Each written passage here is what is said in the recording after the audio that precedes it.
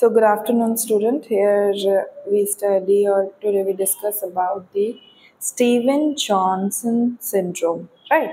Stevens-Johnson syndrome की यहाँ पे बात करेंगे आज हम. इसके पहले हमने फोरेसिस पढ़ा था, ठीक है. तो आइए देखते हैं आज का topic.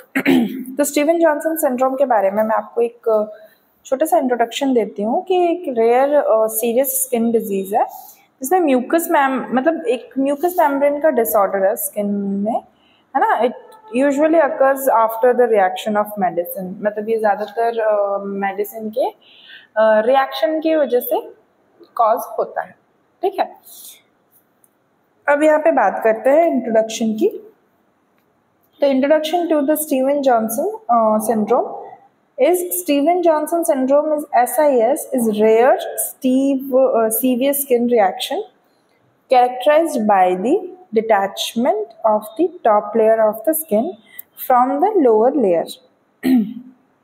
It is considered a medical emergency and can be life-threatening. It is not promptly diagnosed and treated. Okay, so यहाँ पे जो स्टीवन-जॉनसन सिंड्रोम है ये क्या है, बहुत ही रेयर सीवियर स्किन रिएक्शन है जो कि इसकी जो विशेषता है वो क्या है, ये डिटैचमेंट हो जाता है टॉप लेयर, स्किन की टॉप लेयर से और जो लोअर लेयर है उससे, ठीक है, डिटैच हो जाता है. और इसमें क्या होता है, इट इज़ कंसिडर्ड, ये इसको ऐसा माना गया है कि एक मेडिकल इमरजेंसी है जो कि लाइफ थ्रेटनिंग भी हो सकती है. और इसको ये डायग्नोस्ड और ट्रीट किया जा सकता है. पर जो स्टीवन-जॉनसन सिंड्रोम है ये टारगेट करता है adverse reaction of medication and infection, जो मेडिसिन के जो रिएक्शंस हैं उसको और उसके इन्फेक्शंस को, ठीक है. फिर यहाँ पे बात करते हैं इसके सिम्टम्स ऑफ स्टीवन-जॉनसन सिंड्रोम. इसके सिम्टम्स क्या क्या हैं. Stevens-Johnson syndrome include flu-like symptoms. Flu-like symptoms means जैसे आपको वायरल और फ्लू हो जाता है ना सर्दी खांसी जुकाम में, तो जैसे सॉर थ्रॉट होगा और टारगेट लेजन्स होंगे, माउथ अल्सर होंगे, आईलिड पे स्वेलिंग होगी, है ना. तो ये सारी चीज़ें, तो इसमें क्या होगा इसी में भी वही सारे सिम्टम्स देखने को मिलेंगे. आप देखिए यहाँ पे पिक्चर में देख सकते हैं बहुत अच्छे से, है ना. सॉर थ्रॉट, यहाँ पे टारगेटेड लेशंस हो रहे हैं, अल्सर, माउथ अल्सर हो रहे हैं, आईलिड पे स्वेलिंग्स आ रही है, राइट. फिर skin involvement present as a red और पर्पल रैश. यहाँ पे स्किन का क्या इन्वॉल्वमेंट है, रेड और पर्पल रैशेस आते हैं जो कि स्प्रेड होते हैं क्विकली और ब्लिस्टर लीड करते हैं, ब्लिस्टर बनाते हैं, और स्किन पीलिंग भी होती है यहाँ पे. उसके बाद आता है यहाँ पे अदर सिम्टम्स में इंक्लूड आई इरिटेशन होता है, ठीक है, ठीक है. फिर माउथ सोर होता है, जेनाइटल लेशंस होते हैं. तो ये सारे स्टीवन-जॉनसन सिंड्रोम के सिम्टम्स हैं, ठीक है. फिर यहाँ पे बात करते हैं मैं आपको यहाँ पे इसकी इटियोलॉजी बताना चाहती हूँ. इसकी इटियोलॉजी मैंने अभी आपको उसमें डेफिनेशन में भी बताई कि क्या बताया गया है, एग्जैक्ट कॉज इज अननोन. इसका क्या है, इसका जो एग्जैक्ट कॉज है वो अननोन है. इसका रिएक्शन जो है, रिएक्शन टू एनी मेडिकेशन, किसी भी मेडिकेशन की वजह से रिएक्शन होता है, can cause the syndrome. Reaction to any medication any medicine can occur during the consumption of medicine or after use of medicine. यहाँ पे क्या है, एग्जैक्ट कॉज क्या है इसका, अननोन है, और रिएक्शन किसी भी मेडिसिन से हो सकता है जो कि सिंड्रोम कॉज कर सकते हैं, ठीक है. फिर रिस्क फैक्टर क्या है इसका, patient with HIV positive status रहेगा जिसका इम्यून सिस्टम वीक रहेगा, और या फिर प्रीवियस मेडिकल हिस्ट्री रहे स्टीवन-जॉनसन सिंड्रोम SJS से, ठीक है. तो ये रिस्क होता है डिजीज होने का, ठीक है. फिर यहाँ पे बात करते हैं हम यहाँ इसकी, ओके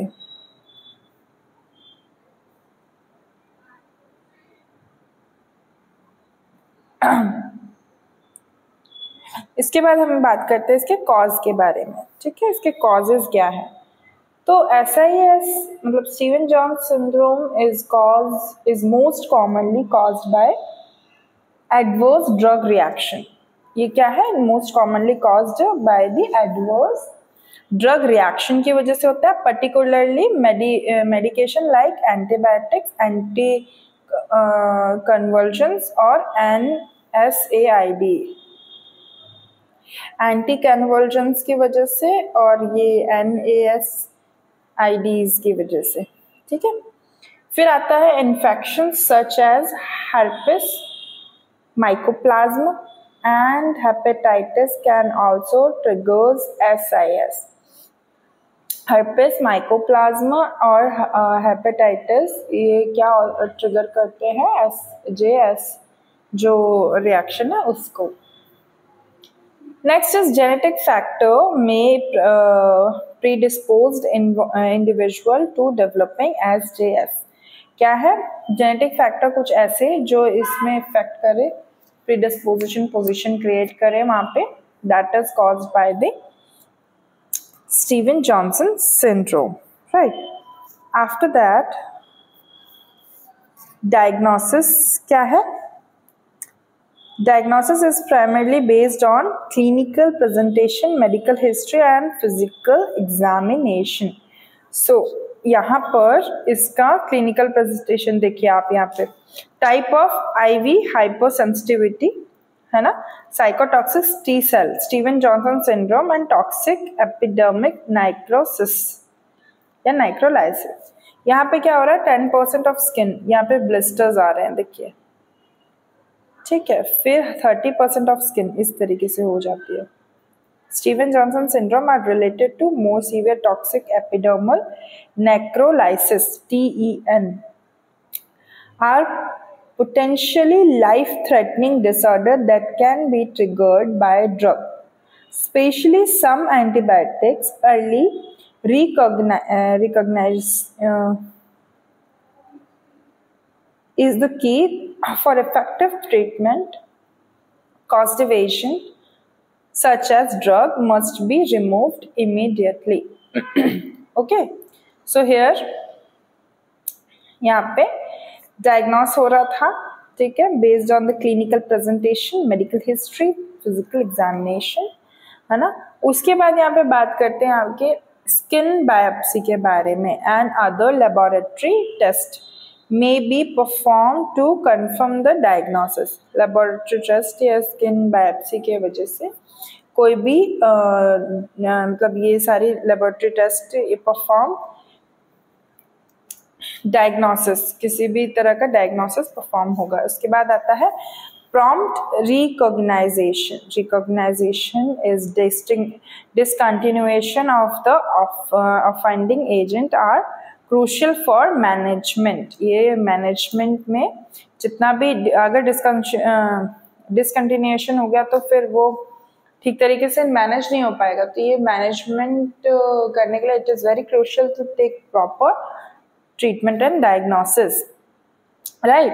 पर यहाँ पे आप ये चीज़ आप समझें कि देखो इस तरीके से इसकी जो पिक्चर दिख रही है ना स्टीवन जॉनसन, और ये टॉक्सिक एपिडर्मल नेक्रोसिस, इसमें पूरी स्किन खराब करी है, आप देख सकते हैं इस पे, है ना, drug induce by special antibiotics की वजह से, देखो राइट। यहाँ पे ब्लिस्टर्स दोनों जगह हैं पर ये टॉक्सिसिटी क्रिएट कर दी है। तो इस तरीके से इसका क्या है डायग्नोसिस।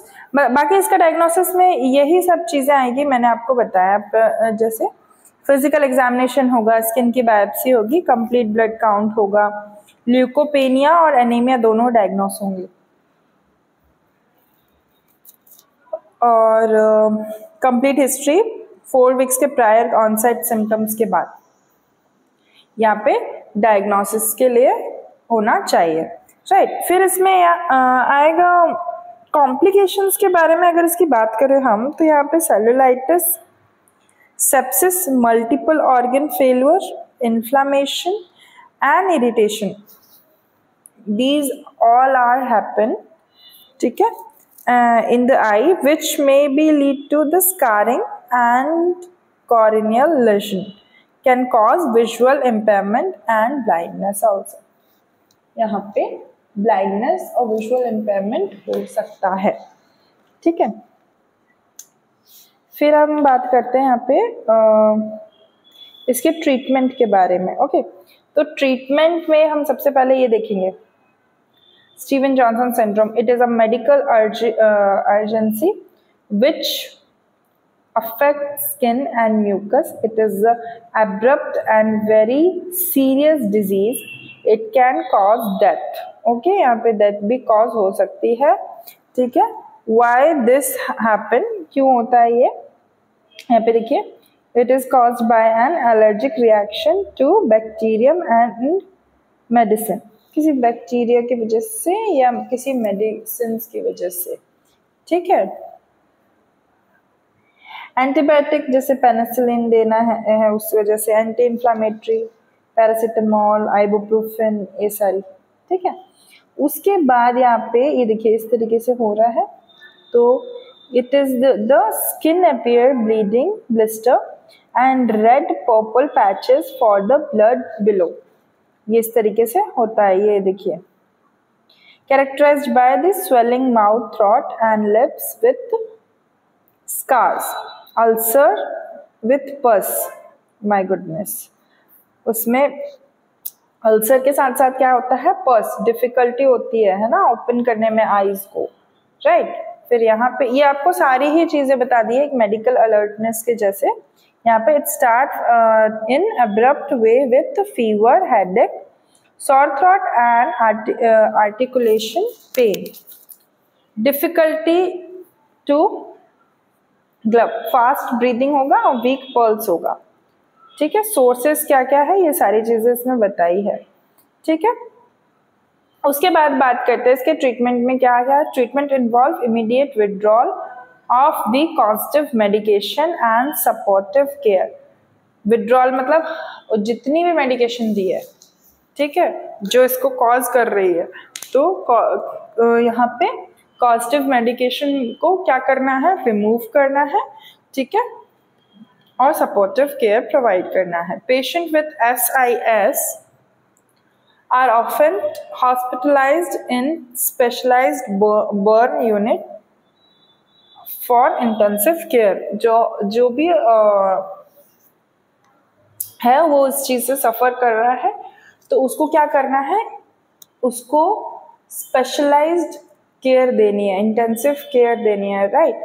फिर intravenous fluid, pain management and wound care are essential component of treatment, ठीक है। ये क्या है, वुंड मैनेजमेंट हो रहा है, वुंड केयर एसेंशियल है, कंपोनेंट ट्रीटमेंट है ना। तो ये सारी चीजें किसमें देनी है हमको, स्टीवन जॉनसन सिंड्रोम में।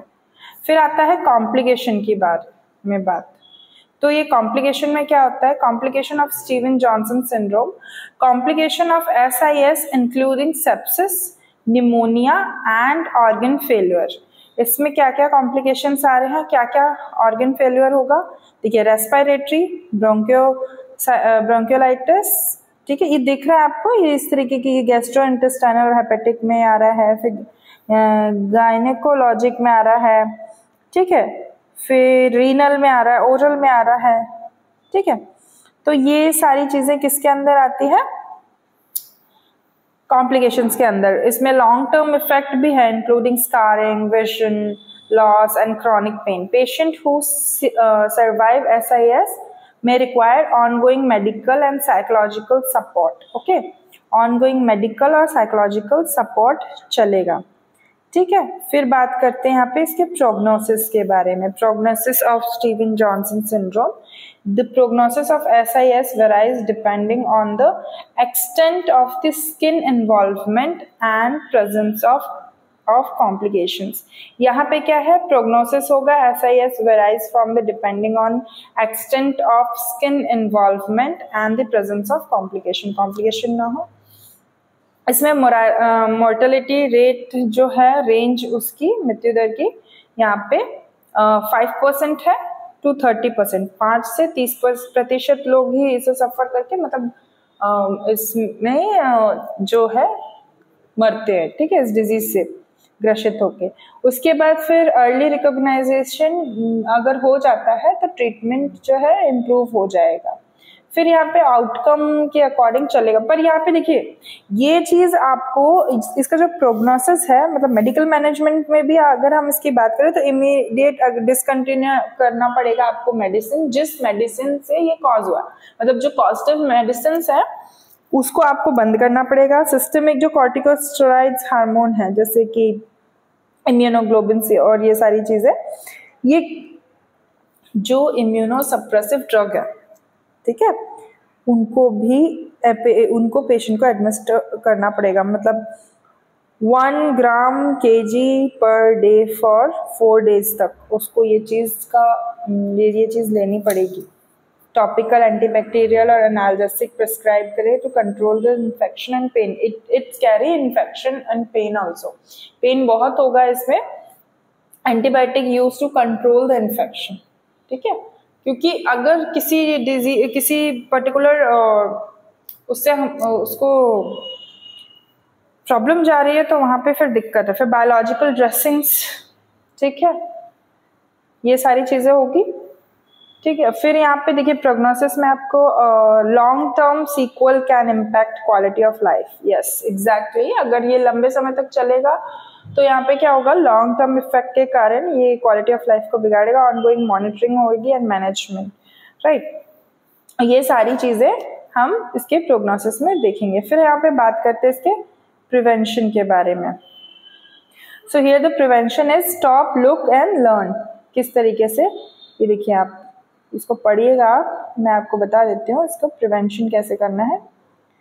तो यहाँ पर to prevent Stevens-Johnson syndrome, healthcare provider should be vigilant in monitoring for early sign and adverse drug reaction। पहले ही अगर पता चले इसके सिम्टम्स के अकॉर्डिंग तो हम इस चीज़ को क्या कर सकते हैं, क्योर कर सकते हैं। Like patient should be educate about the potential risk of medication. Patient क्या है, इसके educate potential risk of medication को क्या करे, ये सब मतलब इनकरेज हो और रिपोर्ट करे अनयूजुअल सिम्टम्स जो भी होंगे। फिर आता है जेनेटिक टेस्टिंग में be considered in individuals at higher risk of developing Steven Johnson syndrome, right. फिर बात करते हैं इसके research and advance in Steven Johnson syndrome. या ऑनगोइंग रिसर्च चल रही है, फोकस कर रहा है, आइडेंटिफाई कर रहा है जेनेटिक मेकर्स को और ससेप्टिबिलिटी को, उसके फिर न्यू ट्रीटमेंट अप्रोचेस जैसे कि immuno modulatory therapies are being explored by improve outcome. फिर आता है public awareness campaigns aim increase the recognization of SJS and prompt early intervention, right. Next बात करते हैं हम इसके कंक्लूजन के बारे में। तो कंक्लूजन में Steven Johnson syndrome is rare but potentially life-threatening condition characterized by serious skin and mucous membrane involvement, right? उसके बाद आता है early diagnosis, prompt withdrawal of offending agent and aggressive supportive care are essential for managing SJS. Continued research and advocacy efforts are needed to improve the outcome and raise the awareness about the serious condition. इसके serious condition के लिए तो conclusion ये है कि जितनी ज़्यादा awareness फैलाएंगे उतना ज़्यादा अच्छा है, ठीक है। फिर अर्ली डायग्नोसिस और प्रॉम्प्ट विड्रॉल, मतलब तुरंत अगर उस चीज़ को रोक देंगे तो वहाँ पे भी हमको और इसके एग्रेसिव और सपोर्टिव केयर चाहिए होगी तो ये मैनेज हो सकता है। फिर सीवियर स्किन म्यूकस मेम्ब्रेन में इन्वॉल्वमेंट हो रहा है तो एक लाइफ थ्रेटनिंग कंडीशन है, सो इसको ऐसे ही इसका कंक्लूजन हम कर सकते हैं, राइट। उसके बाद दैट्स ऑल फॉर टुडे, है ना। इसका मैनेजमेंट की बात कर लेते हैं। मैनेजमेंट में क्या है, आपको नर्सिंग मैनेजमेंट में फ्लूइड रिप्लेसमेंट करना पड़ेगा by infusing IV fluid, because वहाँ पे तो या ओरल फ्लूइड दो, क्योंकि अगर आप हाथ वगैरह में या एक्सट्रीमिटीज़ में यूज़ करोगे तो वहाँ तो सिंड्रोम हुआ होगा ना, तो और वहाँ पे नेज़ोगैस्ट्रिक ट्यूब की वजह से फीडिंग भी करा सकते हैं, तो इस तरीके से मैनेज करना पड़ेगा। वार्म कंप्रेशन देना है, ठीक है, skin while healing, smoothing while healing. उसके बाद oral care done frequently, chlorhexidine mouth wash की वजह से उससे, ठीक है, पेट्रोलियम जेली अप्लाई करना है। Hypothermia is prevented by patient by applying cotton blanket and selling mounted heat lamps. Okay. उसके बाद prescribed analgesic should be administered to patient. फिर आता है diversional therapies.